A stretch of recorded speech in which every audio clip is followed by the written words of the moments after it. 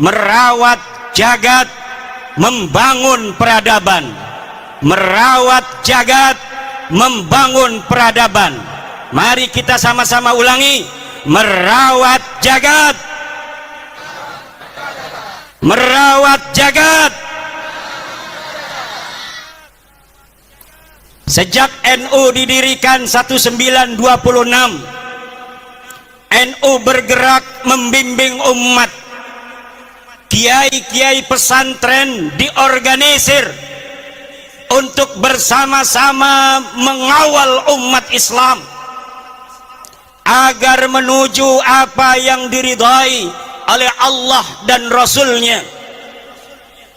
Kiai-kiai NU mengawal umat bergerak melawan paham Wahabi ketika itu yang menuduh kiai-kiai pesantren terkena penyakit TBC, takhayul, bid'ah, dan khurafat. Kiai-kiai kita juga sejak berdirinya mengawal bangsa Indonesia untuk mencapai kemerdekaan Indonesia. Setelah merdeka 1945, Rais Akbar Nahdlatul Ulama Hadratus Syekh Hasyim Asy'ari membuat fatwa resolusi jihad, kewajiban untuk setiap umat Islam untuk mempertahankan negara kesatuan Republik Indonesia yang baru saja dimerdekakan. Dari mulai resolusi jihad tanggal 22 Oktober, umat Islam di seluruh Indonesia bertekad karena sudah adanya fatwa ulama bahwa kita wajib mempertahankan negara kesatuan Republik Indonesia ini. Maka tanggal 10 November umat Islam di Jawa Timur bergerak menuju satu titik untuk mengusir tentara sekutu yang waktu itu sudah datang ke Surabaya. Puluhan ribu anak-anak santri turun bersama bangsa Indonesia lainnya di dalam mempertahankan keutuhan negara kesatuan Republik Indonesia. Ribuan nyawa melayang, tapi nyawa yang melayang itu tidak ada artinya kalau dibandingkan kebahagiaan anak cucunya kita di hari ini. Leluhur kita yang telah menjadi syahid, leluhur kita yang telah menjadi pahlawan, di antara mereka ada yang dikenal, ribuan lagi tidak ada yang tahu. Mungkin leluhurnya mati ketika itu, anak cucunya hari ini tidak tahu di mana entah kuburnya. Tetapi perjuangan mereka telah menghasilkan kita kedamaian di hari ini, ketertiban dan kemerdekaan. Maka ini nikmat yang tidak boleh oleh kita warga NU dilupakan untuk senantiasa menjaga negara warisan para leluhur-leluhur kita ini. Kemudian pada tahun 1965 Nahdlatul Ulama, kiai-kiainya, Ansor Bansernya bersama-sama elemen bangsa lainnya, dari Muslimnya, dari Kristennya, dari Budanya, dari Hindunya, dari Konghucunya, mengusir dan membasmi Partai Komunis Indonesia yang hendak berkhianat terhadap bangsa Indonesia ini. Kemudian pada saat Orde Baru berkuasa, Nahdlatul Ulama tidak purek, kata orang Jawa Banten. Nahdlatul Ulama bahkan adalah satu-satunya ormas Islam yang pertama menerima Pancasila sebagai asas tunggal yang digagas oleh Bapak Soeharto.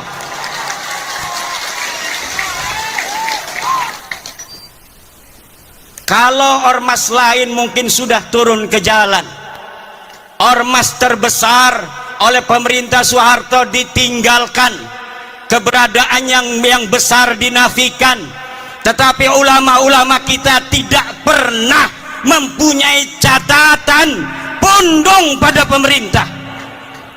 Ulama-ulama kita tidak pernah ada catatan menggerakkan rakyat untuk melawan pemerintah. Tidak ada. Kesetiaan Nahdlatul Ulama terhadap negara kesatuan Republik ini bersifat final, mutlakon, bila qayyidin, baik qayyidin lazimin maupun qayyidin ghairi lazimin, mutlakon, bahwa negara kesatuan Republik Indonesia ini adalah bagi Nahdlatul Ulama bersifat final. Setelah reformasi hadir seorang putra Nahdlatul Ulama, Sayyidi Syekh Abdurrahman Wahid, Gus Dur, Allah takdirkan memimpin negara kesatuan Republik Indonesia. Pada zaman SBY, kemudian gerakan-gerakan radikal muncul di Indonesia. NU bersama warga bangsa lainnya berjuang bagaimana gerakan-gerakan radikal ini bisa diberantas dari Indonesia. Abuya Dimyati berputra Abuya Muhtadi. Abuya Muhtadi berfatwa bahwa gerakan-gerakan radikal semacam HTI, FPI harus dihilangkan dari Indonesia. Sebelum negara Indonesia ngeh terhadap HTI dan sebagainya, Abuya Muhtadi Dimyati sudah berfatwa terlebih dahulu beberapa tahun yang silam bahwa HTI harus dibubarkan dari Indonesia.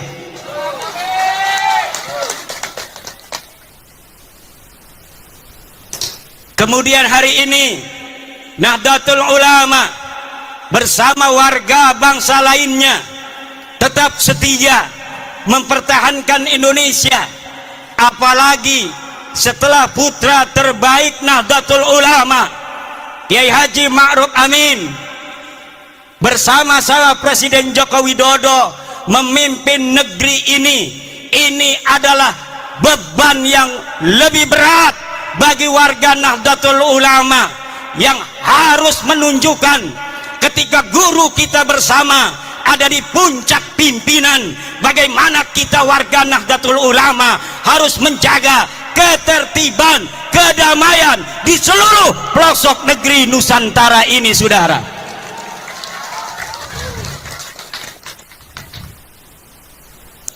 Indonesia ini negeri yang baldatun thayyibatun wa rabbun ghafur. Islam datang dibawa oleh Wali Songo. Islam datang dibawa oleh Wali Songo. Islam datang dibawa oleh Wali Songo. Islam datang dibawa oleh Islam datang dibawa oleh Islam datang dibawa oleh Islam datang, catat, dibawa oleh Wali Songo.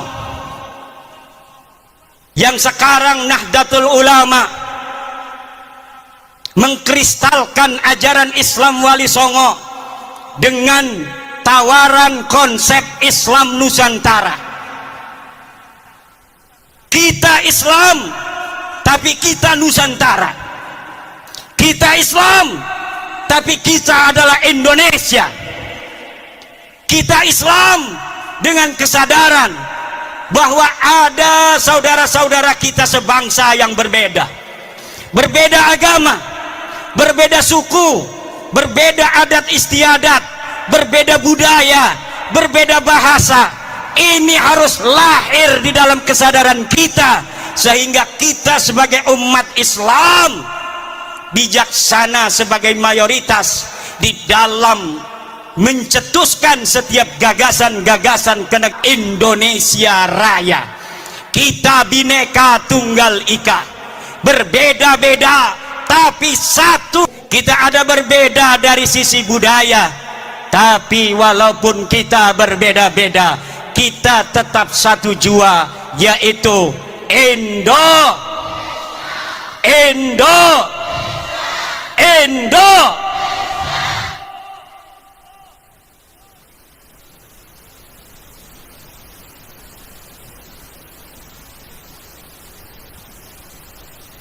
Para pendahulu kita mengatakan bahwa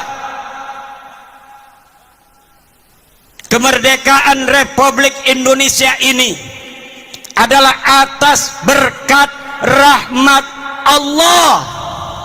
Lihat dalam Undang-Undang Dasar.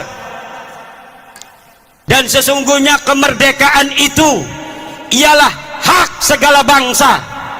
Dan oleh sebab itu, maka penjajahan di atas dunia ini harus dihapuskan karena tidak sesuai dengan pri keadilan dan pri kemanusiaan.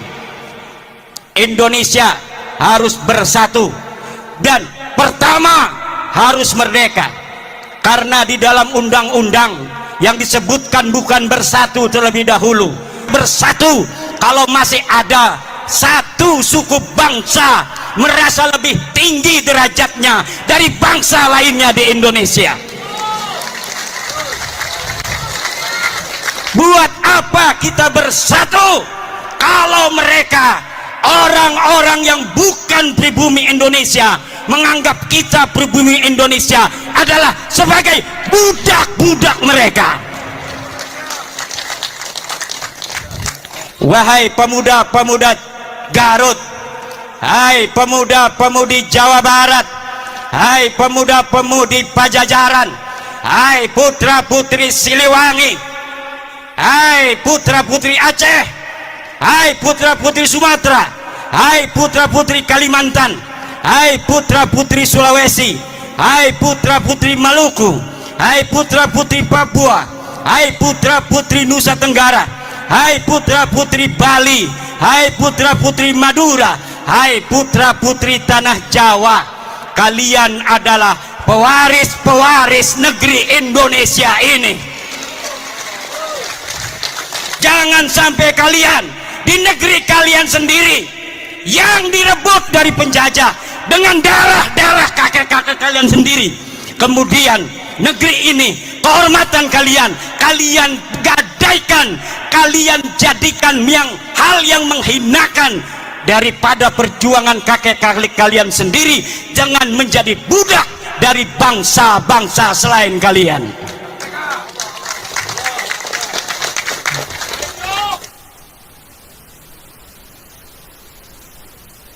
Tidak boleh dalam negara yang disebut Negara Kesatuan Republik Indonesia ini orang Jawa Barat merasa lebih baik daripada orang Jawa Timur. Tidak boleh. Kita adalah sama. La fadla li Jawa Barat ala Jawa Timur, wala li Jawa Timur ala Jawa Barat. Kullukum min Adam wa Adam min turab. Semua kalian adalah ada darahnya turunan Nabi, yaitu Nabi Adam, dan Adam berasal daripada tanah. Maka kalian dengan yang lainnya adalah sederajat. Yang membedakan kalian dengan yang lainnya hanyalah ilmu pengetahuan kalian. Yang membuat kalian mulia adalah takwa kalian, bukan nasab dan darah kalian.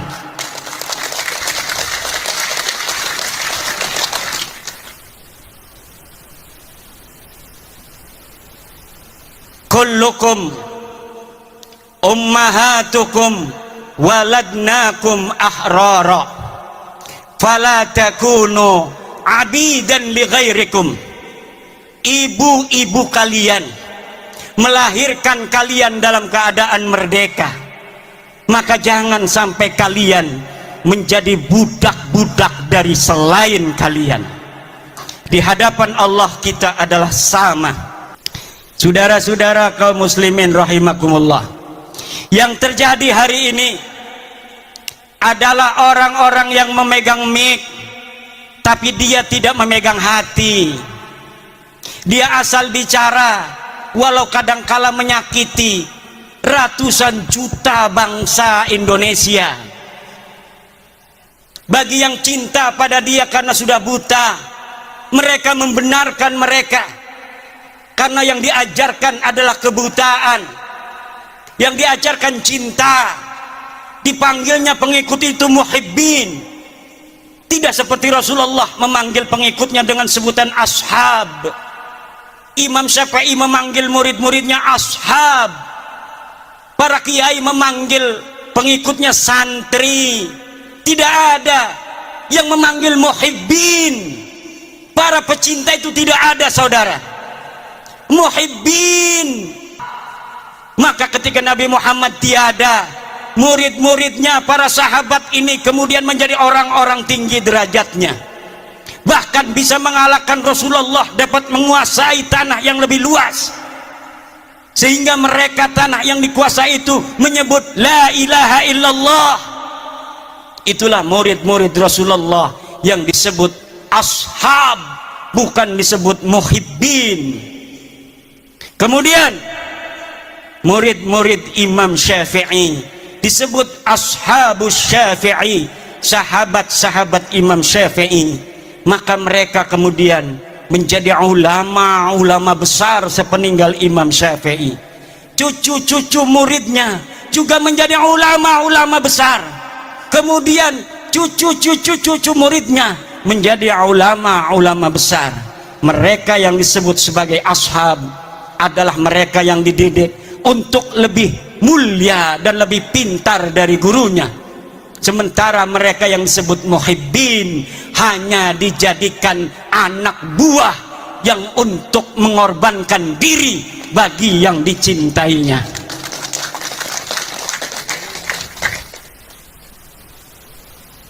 Saudara-saudara kaum muslimin rahimakumullah, apalagi mereka yang berceramah di media-media sosial, di hadapan publik, belum pernah riyadhah hati, belum mencapai syarat yang sempurna.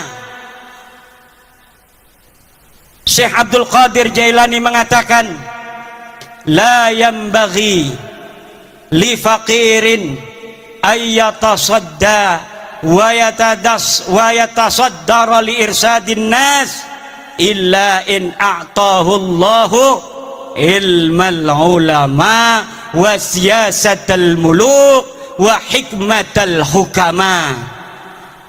Tidak segarutnya, layam bagi itu maknanya tidak segarutnya. Kalau orang Jogja tidak seyogianya, kalau orang Banten tidak sebantennya, kalau orang Cigawir layam bagi tidak segawirnya.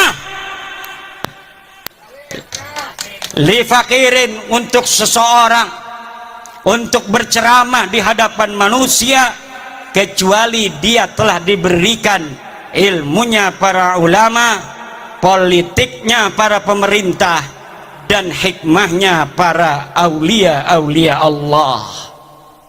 Kalau orang telah memiliki tiga, pertama dia adalah ilmu dari para ulama, dia telah pantas berbicara karena sudah banyak ilmunya. Dia sudah ta'lim puluhan tahun di pondok pesantren, kemudian dia mengerti siyasatal hukama, politiknya para pemerintah.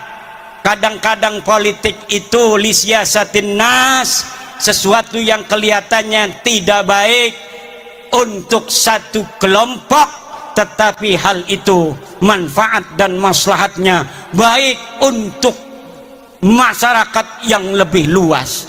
Pemerintah kadang-kadang harus melakukan hal-hal yang demikian. Yang ketiga adalah hikmatul hukama, kasih sayang dan cinta di hati. Tidak setiap ilmu itu, saudara, bisa untuk diberikan di hadapan publik seperti ini.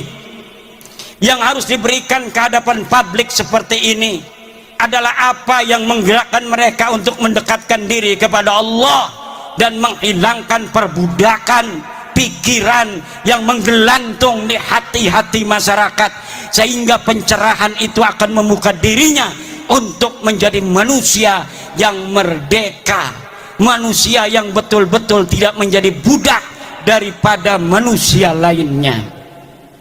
Saudara-saudara, sebenarnya saya ingin lama untuk berceramah, tetapi suara ini karena saking semangatnya di negeri sendiri, karena saya walau dari Banten tapi ada kata orang tua, ada silsilah nasab ke Bandung, Garut, dan Sumedang Larang. Kalau di DNA, kalau berani DNA ya, berani nggak tes DNA? Berani nggak tes DNA? Berani nggak tes DNA? Kalau kita dites DNA, maka orang Banten dan orang Jawa Barat, di dalam darahnya, di dalam tubuhnya ada darah Prabu Siliwangi yang mengalir, saudara-saudara. Kalau diurut dari nonong-nonong, neng-neng yang duduk ini, dari dirinya sampai Prabu Siliwangi, lihat ada berapa leluhur yang telah mati di medan juang, ada berapa leluhur yang telah mati syahid dalam mempertahankan tanah Pasundan dan Jawa Barat ini, dalam mempertahankan Indonesia Raya ini, saudara. Maka kita kalau ada tes DNA diperintahkan oleh Gubernur Ridwan Kamil, turunan Sunan Gunung Jati, hei orang-orang Garut, tes DNA, aing hayang nyaho siap keturunan saha, siap ente tes DNA, siap ente tes DNA.